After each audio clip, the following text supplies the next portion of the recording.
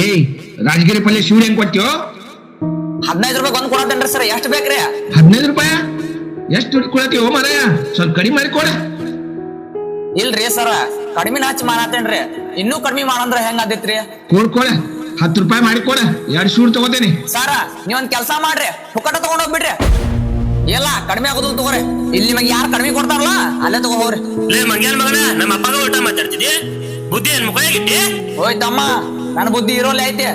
ನಮ್ಮಂತ ರೈತರಿಗೆ ಕೆಡ್ರಾಯ್ ತಿಳ್ಕೊಳತ್ತಿರಲ್ಲ, ನಿಮ್ ಬುದ್ಧಿ ಎಲ್ಲಿಟ್ರಿ ಮೊದಲು ಆ ನೋಡ್ಕೋರಿ.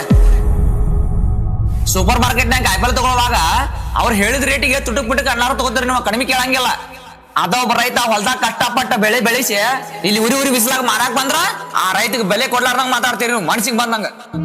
ಕೆಟ್ಟ ಯೋಚನೆ ಇರೋ ನಿಮ್ಮಂತ ಜನಗಳಿಂದ ಇವತ್ತು ರೈತರು ಬೆಳೆಸೋ ಬೆಳೆಗೆ ನ್ಯಾಯವಾದ ಬೆಲೆ ಸಿಗುತ್ತಾಗೈತೆ. ಏ ಮಯ್ಯ, ಸುಮ್ಮ ಆಗಲಿ, ಅವ್ರ ಕೂಡ ಏನ್ ವಾದ ಆಕತಿ, ಸುಮ್ಮ ವ್ಯಾಪಾರ ಮಾಡ. ಎನ್ನ ಸುಮ್ಮಿರ್ನಿ, ನಾವು ಸುಮ್ಮಿದ್ವು ಅಂದ್ರ ಮತ್ ಜಾಸ್ತಿನೇ ಮಾಡ್ತಾರೆ ಇವ್ರ. ಅದಕ್ಕಂತ ಹೇಳಿನ ನಮ್ ಕರ್ನಾಟಕದ ಎಲ್ಲಾ ರೈತರು ಒಂದ್ ಟನ್ ಕಬ್ಬಿಗೆ 3500 ರೂಪಾಯಿ ಮಾಡ್ರಿ ಅಂತ ಪ್ರತಿಭಟನೆ ಮಾಡತ್ತಾರ.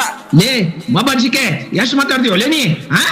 ಲೇ ಬಾಳೆ ಮಾಡ, ಇನ್ನು ಒಂದ್ ಮಾತು ಹೆಚ್ಚಿಗೆ ಮಾತಾಡ್ತಂದ್ರ ಇನ್ನು ಮುಂದೆ ನನ್ನ ನಾಲ್ಗೆ ಮಾತಾಡಂಗಿಲ್ಲ.